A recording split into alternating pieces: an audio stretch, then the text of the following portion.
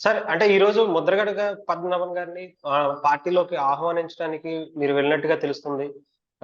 దీంట్లో ఏంటి సార్? ఏంటి విషయాలు ఏమేమి చర్చకు వచ్చాయి మీ దగ్గర? యాక్చువల్‌గా ఆహ్వానించడం అని కాదు. లాస్ట్ 3 డేస్‌లో ఒక సార్.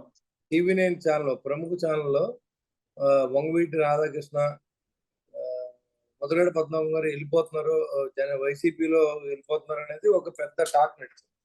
అవును సార్. దాని వివరణ కోసం నేను ఫోన్ చేశా పద్మనాభం గారికి, రాధా గారికి ఇద్దరికి.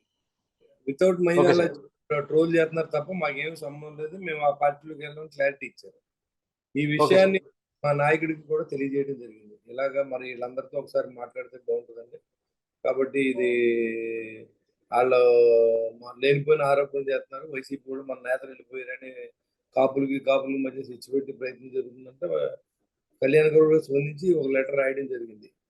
కాపు ఆయనకి నాయకులందరికీ. ప్రత్యేకంగా లెటర్ రాసారా సార్ ముద్రగడ గారికి? ముద్రగడ గారు కానీ కాదు, మొత్తం అందరికీ. అంటే అదే. కాపు అవును సార్. నాయకులు విమర్శిస్తా ఉన్నాం అని చెప్పి కూడా చెప్పడం జరిగింది. అవును సార్. అయితే ప్రత్యేకంగా ముద్రగడ గారికి ప్రత్యేకంగా ఒక లెటర్ రాసినట్టుగా ఇప్పుడు మీరైతే చెప్పిన ఛానెల్స్, ప్రముఖమైన మేజర్ ఛానెల్స్ కూడా కొంతమంది ప్రచారం చేస్తున్నారు సార్. దీంట్లో నిజం ఎంత ఉంది సార్?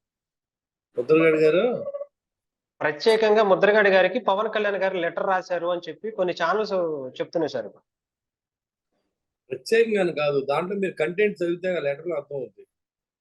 అవును సార్. నా లెటర్ చదివాను సార్. అంటే ప్రత్యేకంగా ముద్రగడ గారికి రాసినట్టుగా ఆయన అంటే కొన్ని ఛానెల్స్ చెప్తున్నాయి సార్. ముద్రగడ గారు ఆ లెటర్ చూసి రెస్పాండ్ అయ్యి ఆయన రాశారు. ముద్రగడ గారు కూడా ఒక లెటర్ రాశారు. చాలా సంతోషం, ఇప్పుడైనా గుర్తించినందుకు అని చెప్పి లెటర్ రాస్తే ఆ లెటర్ నాకు ఇచ్చి కళ్యాణ్ గారు పంపించడం జరిగింది.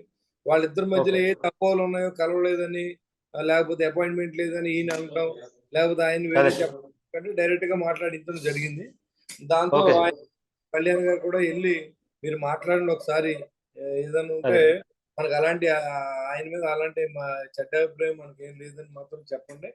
నేను చేసి న్యాయ పోరాటంలో నాకు సపోర్ట్ ఇమ్మని చెప్పి ఆయన అడగడం, కళ్యాణ్ గారు ఆ విషయాన్ని మళ్ళీ నేను వెళ్ళి రాత్రి చెప్పడం, దాని మీద ఆయన రెస్పాండ్ అయ్యి ఖచ్చితంగా మా తమ్ముడు పవన్ కళ్యాణ్ నేను మా ఇంటి ఆహ్వానిస్తా ఉన్నాను, వచ్చిన తక్షణం నేను ఒక జన సైనికుడిగా ఆయనకి అన్ని కార్యక్రమాల్లో నేను పాలు పంచుకుంటానని కూడా చెప్పడం జరిగింది.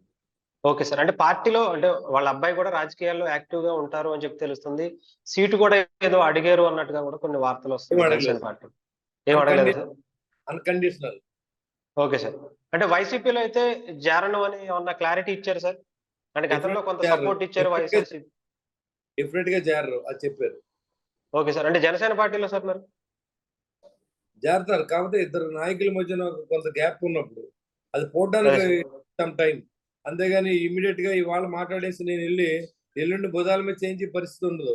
ఒక ఉద్యమాన్ని నడిపే నాయకుడు, ఓ పక్కన ఒక అధ్యక్షుడు, వీళ్ళిద్దరు కలవాలనుకున్నప్పుడు కొన్ని ఇద్దరు కొంత టైం, ఇప్పుడు దాకా వెడంగా ఉండడం, ఇప్పుడు అర్థం చేసుకోవడం, ఇప్పుడు కలిసి నడపడానికి కొంత టైం పడుతుంది. ఆ టైం డెఫినెట్ గా దాంట్లో ఏ అనుమానం లేదు, కలుస్తారని నేను ప్రగాఢ విశ్వాసం నాకు.